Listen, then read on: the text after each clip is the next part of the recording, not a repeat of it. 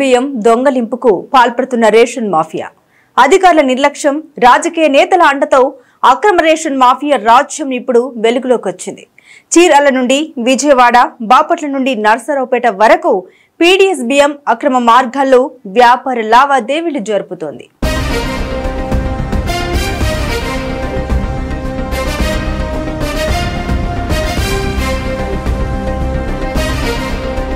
పేదలకు అందాల్సిన రేషన్ బియ్యం పక్కదారి పడుతుంది. ఉమ్మడి గుంటూరు, ఉమ్మడి కృష్ణా, ఉమ్మడి ప్రకాశం జిల్లాలో ఏళ్ల తరబడి ఈ పీడీఎస్ బియ్యాన్ని రీసైక్లింగ్ చేసే తంతు కొనసాగుతుంది.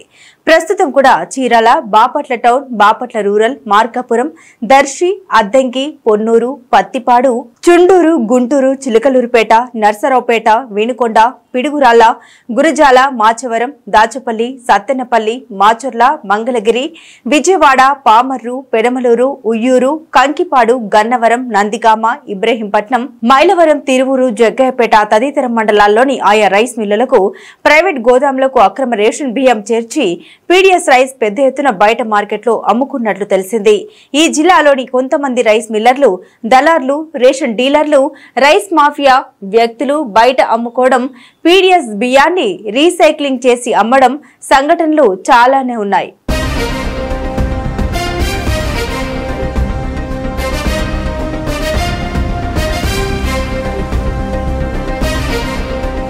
ప్రభుత్వం నుండి పేదలకు అందిస్తున్న కోటా బియ్యం కోట్ల వ్యాపారాన్ని దాటేస్తోందని అనడంలో అతిశయోక్తి లేదు. పేదలకు అందకుండానే ఆమడ దూరంలో దళారుల చేతుల్లోకి వెళ్లిపోతున్నాయి.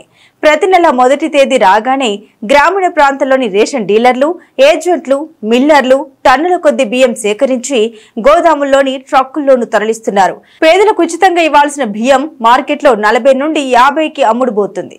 ఇది కేవలం వ్యాపారం కాదు, ఇది పేదల కడుపుపై దాడి, ప్రజల హక్కులపై దోపిడీ.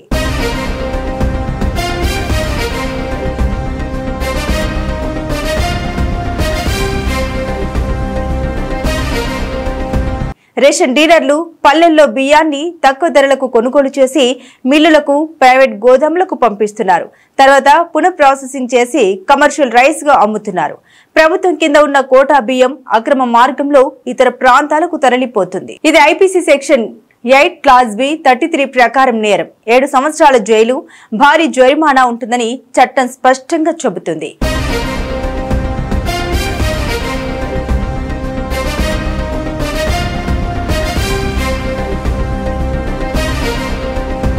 అధికారుల మౌన సమ్మతి, రాజకీయ నేతల రక్షణతో ఈ దందా కొనసాగుతుంది.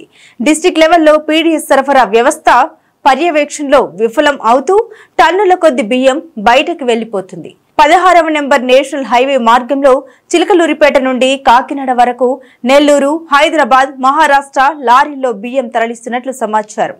రెవెన్యూ, పోలీస్ విభాగం కళ్ల ముందే దందా జరుగుతూనే ఉంది.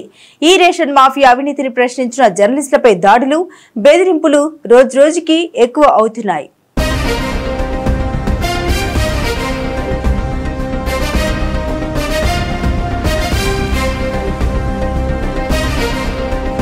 ఇది కేవలం బియ్యం దందా కాదు, ఇది పేదల హక్కులపై దాడి, ప్రజల ఆహార భద్రతకు ముప్పు.